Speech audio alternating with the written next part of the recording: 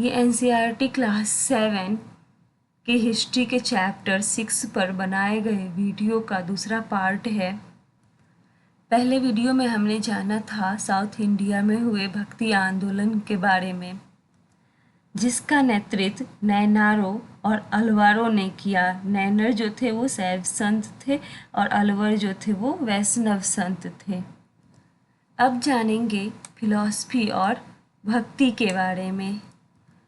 शंकर, जिनको कि आदि शंकराचार्य के नाम से जानते हैं, इनका जन्म 8th सेंचुरी में केरला में हुआ था। ये भारत के सबसे ज़्यादा इन्फ्लुएंशियल फिलोसफर में से एक थे। वे अद्वैतवाद के समर्थक थे। ये एक डॉक्ट्रिन है अद्वैतवाद का, जिसमें कि इंडिविजुअल सोल और सुप्रीम गॉड मतलब जीवात्मा और परमात्मा को एक ही माना जाता है। उन्होंने शिक्षा दी कि ब्रह्मा जो एकमात्र रियलिटी है, एकमात्र सत्य है, इसका ना कोई फॉर्म है ना कोई एट्रीब्यूट है, मतलब निर्गुण और निराकार है।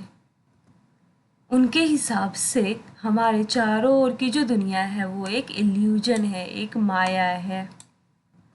उन्होंने इस दुनिया का त्याग करने और नॉलेज के पाथ को अपनाने का उपदेश दिया, ताकि ब्रह्मा के सही नेचर को समझा जा सके और मोक्ष प्राप्त किया जा सके। रामानुज, इनका जन्म 11th सेंचुरी में तमिलनाडु में हुआ था। ये अलवर से बहुत ज़्यादा प्रभावित थे।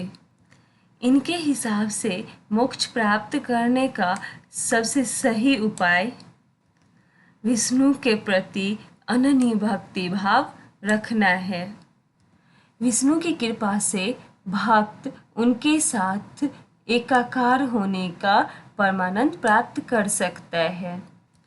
उन्होंने विशिष्ट अद्वैतता के डॉक्ट्रिन को, विशिष्ट अद्वैतता के सिद्धांत को प्रतिपादित किया, जिसके हिसाब से आत्मा परमात्मा के साथ मिलने पर भी अपनी एक अलग सत्ता बनाए रखती है।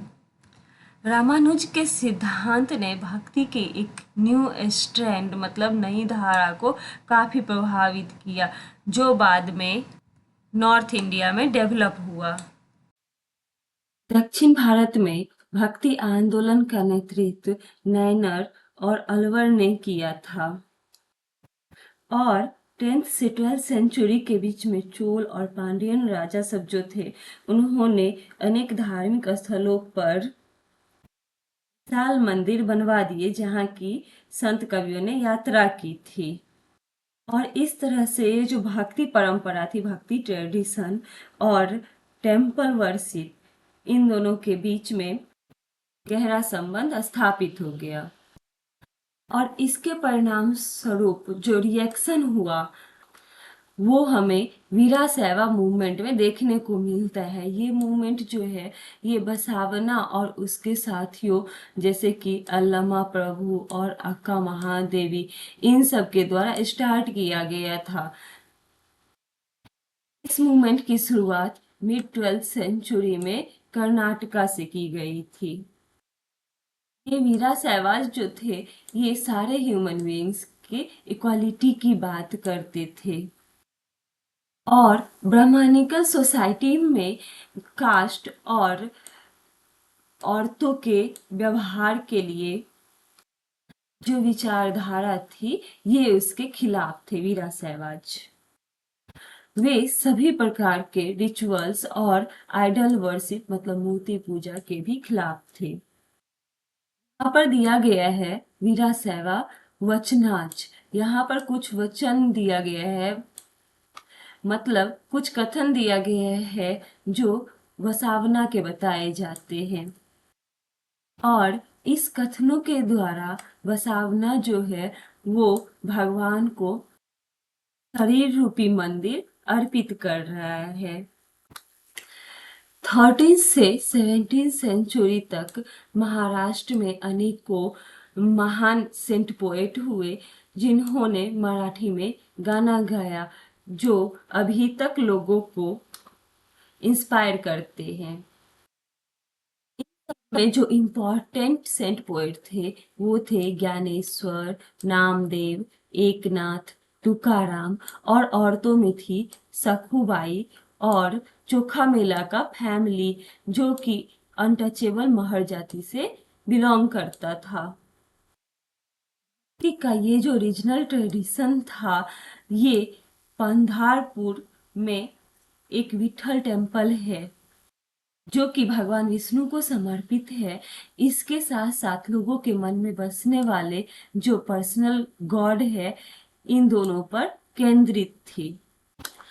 ये जो सेंट पोएट थे ये सभी प्रकार के रीति रिवाज, उसके बाद पवित्रता का ढोंग, उसके बाद बर्थ के बेसिस पे जो सोशल डिफरेंसेस था ये इस सब के खिलाफ थे, इस सब का विरोध करते थे।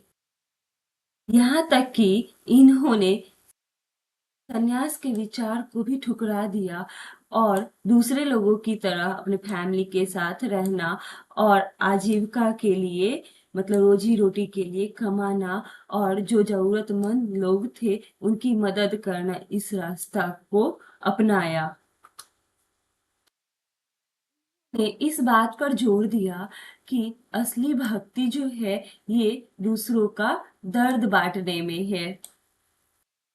जैसा कि एक प्रसिद्ध गुजराती सेंट नरसिंह मेहता ने कहा है कि वे सभी वैष्णव हैं जो दूसरे के दर्द को समझते हैं। यहाँ पर दिया गया है कि महाराष्ट्र के जो वैष्णव पोएट सेंट थे जैसे कि ज्ञानेश्वर, नामदेव, एकनाथ, तुकाराम, ये सब विठल भगवान के भक्त थे और विठल भगवान की भक्ति ने एक नया सेक्ट जो कि वरकारी सेक्ट के नाम से जाना जाता है, वरकारी संप्रदाय, इस संप्रदाय को जन्म दिया। ये संप्रदाय पंढरपुर के वार्षिक तीर्थ यात्रा पर जोर देता है। यहाँ पर सोशल ऑर्डर मतलब सामाजिक व्यवस्था पर क्वेश्चन उठाया गया है। यहाँ पर एक अभंग दिया गया है मतलब मराठी डिवोशनल हिम मराठी भक्ति गीत जो कि सेंट तुकाराम का लिखा हुआ है। इसमें उन्होंने कहा है कि जो दीन दुखियों पीड़ितों को अपना समझता है वही संत है क्योंकि ईश्वर उसके साथ है। यहाँ पर एक और अभंग दिया गया है जो कि चोखा मेला के बेटे के द्वारा कंपोज किया गया है। निचली जाति महर कास्ट से बिलोंग करते थे इसलिए इन्हें समाज में बहुत ज्यादा सफर करना पड़ता था। इसलिए ये भगवान से पूछते हैं कि तुमने मुझे जिंदगी क्यों दी। अब दिया गया है नाथपंथी, सिद्धाज और योगीज। इस पीरियड में ऐसे कई रिलीजियस ग्रुप उभर कर सामने आए जिन्होंने सिंपल लेकिन लॉजिकल आर्गुमेंट के साथ, तर्क वितर्क के साथ रिचुअल्स, रिलीजन और सोशल ऑर्डर के बारे में क्रिटिसाइज किया। इन सब में थे नाथपंथी, सिद्धाचार्यस और योगीज। वे संसार का त्याग करने का समर्थन करते थे। हिसाब से जो फॉर्मलेस अल्टीमेट रियलिटी है मतलब निराकार परम सत्य, इस पर मेडिटेशन करना, चिंतन करना और इसके साथ एक हो जाने की अनुभूति ही जो है वो मोक्ष का मार्ग है। और इसके लिए उन्होंने माइंड और बॉडी को योगासन, ब्रीदिंग एक्सरसाइज और मेडिटेशन के द्वारा ट्रेनिंग देने की आवश्यकता पर बल दिया। जो ग्रुप थे वो लो कास्ट के बीच में ज्यादा पॉपुलर हुए। द्वारा कन्वेंशनल रिलीजन मतलब रूढ़िवादी की आलोचना की जाती थी जिसके वजह से डिवोशनल रिलीजन मतलब भक्ति मार्गीय धर्म जो है इसका आधार तैयार हुआ जो कि नॉर्दर्न इंडिया में एक पॉपुलर फोर्स बन गया। अगला टॉपिक है इस्लाम और सूफीज्म।